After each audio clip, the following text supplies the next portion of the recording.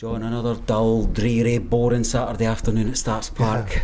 Yeah. What do you make of these twists and turns over the 90 minutes? Yeah, amazing, yeah. Now, we've said it many times, about Firhill for thrills, but El Starco, for excitement, without doubt, because every game, I can't remember in a game where it was just, as you say, there a dull drab. There's no been many, maybe 4 for that Tuesday night when it was horrendous, but no many, you're biting your nails to the end, there's absolutely taking the lives off or days off all the lives of everyone has been in Starks Park for the umpteen games that we've played. Just incredible. Well, the performance was really good in the first half, and I thought we scored excellent goals, really good, excellent goals, good team goals, well worked goals, good football into all the goals, which really pleases me.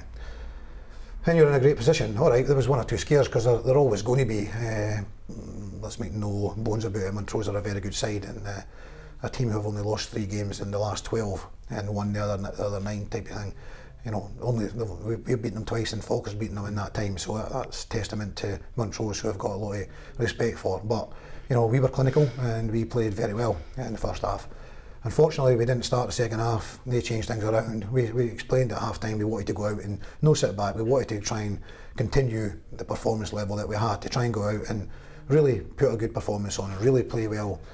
However, and we also mentioned that they'll get a kick at the backside. They'll probably try and change things and make it difficult for us. So, unfortunately, we don't want to do it. No one wants to do it. I would love to have had a boring second half and won 3-0 rather than the nail biter that we actually got.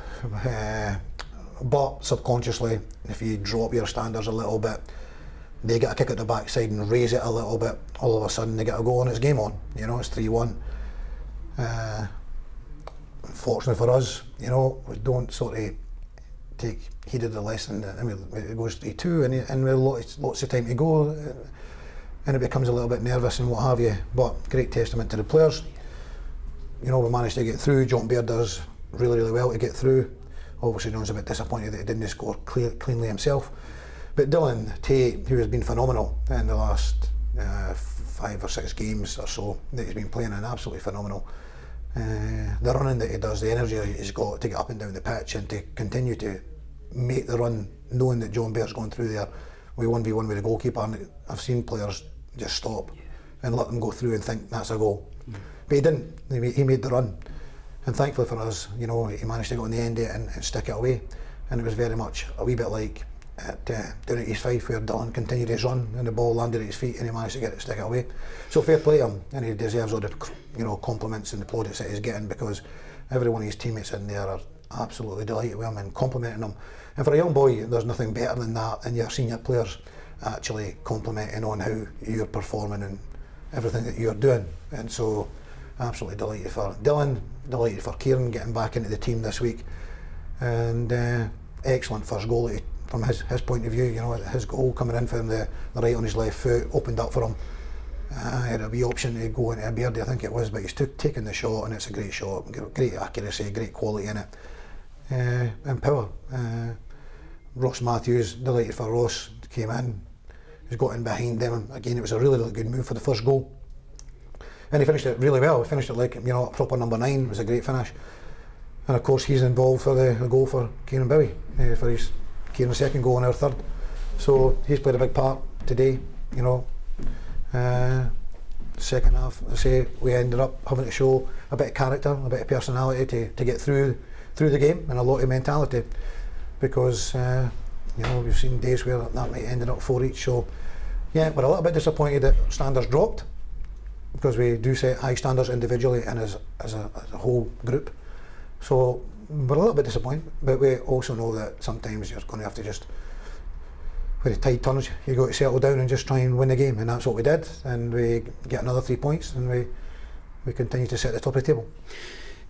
The goals that we concede, balls into the box, normally areas where we kind of prosper. It could be one kind of focus, but the other focus is that, as you say, at 3-2 and then at 4-3, there's a mental challenge for the boys, and actually we finished the game. Wouldn't it be unfair to say we had the better of the last kind of 5 minutes or so, and could have actually added to that possible penalty claim as well? I see you very animated on the touchline at that. You're happy enough with the kind of mental resilience that the team are showing? Well, in the end, obviously we didn't start with the right attitude at the start of the second half, unfortunately. You know, so, you know, did I send out the wrong message? You know, you have to look at that. You know, you have to look at everything. You know, we don't. You know, we don't mean to do these things. You know, obviously I wanted us to put that performance on to continue in that vein. Unfortunately, it didn't happen. But then you do have to show that mentality to get out and dig in and work for each other. And that's what we did, you know, in the end, that's what we did. So, yeah, it was a challenge, it was a test. The set plays, we've been actually very good with set plays, you know. It is disappointing today that we lost goals from that, because it's been, since East Fife, where we were poor, East Fife away, the first away game, we were poor with set plays. And then we went on a really great run. Unfortunately, we were very weak defensively against Dumbarton, we lost from a free kick. But we hadn't lost from a corner kick for a long, long time, you know. And I don't even think there was a danger. The balls went over the back, and there's not. I would have to see it again. I haven't seen it again. But I think it comes off Kieran MacDonald. I think, or in that area, maybe Benny's there as well. And it comes off him. It wasn't like the goal they were going to score from it. It kind of hit off us and landed at his feet. So fine, we didn't deal with it, you know. Ross was kind of coming for it, looking for it. It went over his head, and then, you know, it's broke off us to them. It's not like someone rose at the back post and headed the ball into the goal, you know. So. Aye, I mean, it's disappointing to lose goals like that, but I'm not that concerned, because I think they'll be a one-off. And we probably need to offer respect to Montrose. We should say lost 3 games in 12, only the top 2 have beaten them, and they certainly came in attitude of having a go here today. So we take another week off the calendar and we remain top. Yeah, very much so. No, I have the greatest respect for Stuart Petrie and Ross Campbell. They've done an amazing job. Said that on Thursday in the pre-match interview.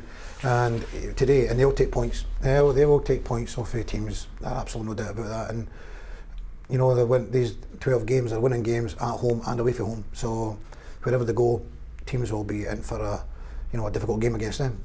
Are you happy with the mix of youth and experience? You know, we've got Kieran and we've got Dylan that we spoke about today, but really powerful shifts all over the park. Grant Anderson coming on late, John Baird causing real havoc with a real sharpness to his play today.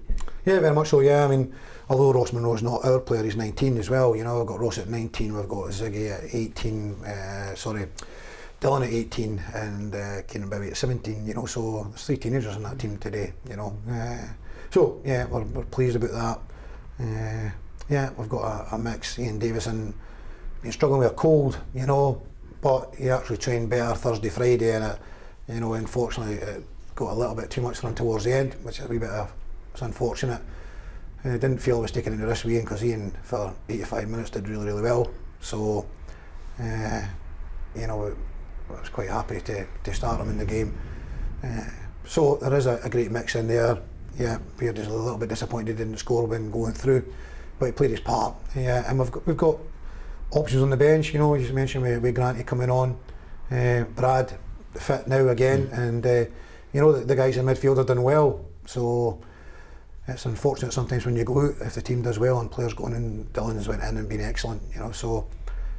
You know, you have to impress in training and then look for an opportunity to get back in. Well, thank you for your time, and wish you well for the week ahead training. Let you get back to that mobile phone that's no doubt ringing off the hook just now. Right, thanks David.